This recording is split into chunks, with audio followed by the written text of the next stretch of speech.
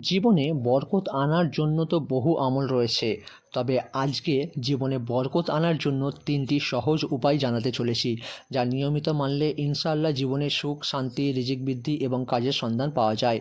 তাই ভিডিওটি মোটেও স্কিপ না করে শেষ পর্যন্ত দেখবেন। ভালো লাগলে একটু শেয়ার করে দেবেন, আর প্রথমবারের মতো ভিডিও দেখলে সাবস্ক্রাইব করে রাখবেন। তাহলে দেরি না করে আজকের আমরা এই ভিডিওটি এখনই শুরু করব। নাম্বার 1, হালাল উপার্জন বরকতের সবচেয়ে বড় কারণ।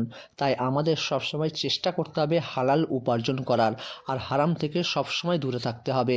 হারাম বা সুদের টাকা আয় বরকত নষ্ট করে দেয়। তাই সবসময় চেষ্টা করবেন হারাম বা সুদের টাকা থেকে দূরে থাকার, কারণ এগুলি বরকত নষ্ট করে দেয়। রাসূল সাল্লাল্লাহু আলাইহি সাল্লাম বলেছেন, হালাল জিনিস স্পষ্ট, হারাম জিনিস স্পষ্ট। আপনি বুঝে যাবেন যে কোনটি হারাম কোনটি হালাল।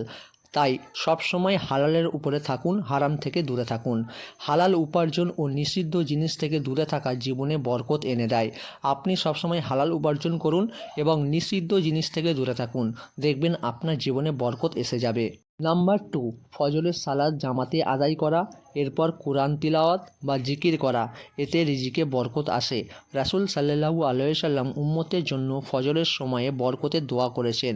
তাহলে আমরা কি বুঝলাম? যে ফজরের সালাত আপনার জীবনে বরকত আনতে পারে।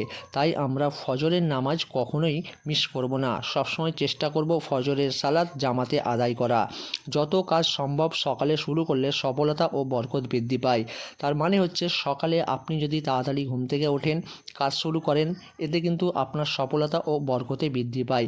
এখন বর্তমান সময়ে দেখা যায় রাত 4টে বাজতে ভোর 5টা বাজতে ঘুমায় এবং দুপুরবেলা ঘুম থেকে ওঠে। এতে কিন্তু বরকতে বৃদ্ধি কখনোই আসবে না। আমাদের সকলকে চেষ্টা করতে হবে সকাল সকাল ওঠার ঘুম থেকে এবং সকাল সকাল কাজ শুরু করার। এর ফলে আমাদের সফলতা ও বরকত বৃদ্ধি পাবে। নাম্বার 3, কৃতজ্ঞতা ও দান সদকা। আল্লাহ বলেন, তোমরা কৃতজ্ঞ হলে আমি অবশ্যই তোমাদের আরও বাড়িয়ে দেব। সূরা ইব্রাহিম আয়াত নম্বর 7। নিয়মিত ছোট দান হলেও করুন। দান সদকা বিপদ দূর করে, রিজিকে বরকত আনে এবং মনকে পরিষ্কার রাখে। তাহলে আমরা বুঝতে পারলাম যে দান সদকা করা আপনার বরকত কখনো কমিয়ে দেবে না।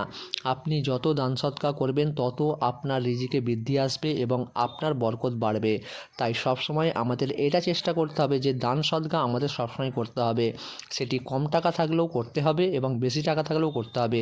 এই না যে আপনার কম টাকা আছে বলে আপনি বেশি টাকা দান করতে পারছেন না, সেটি করবেন না। কম টাকা আছে, কম টাকায় দান করুন। বেশি হলে বেশি দান করুন।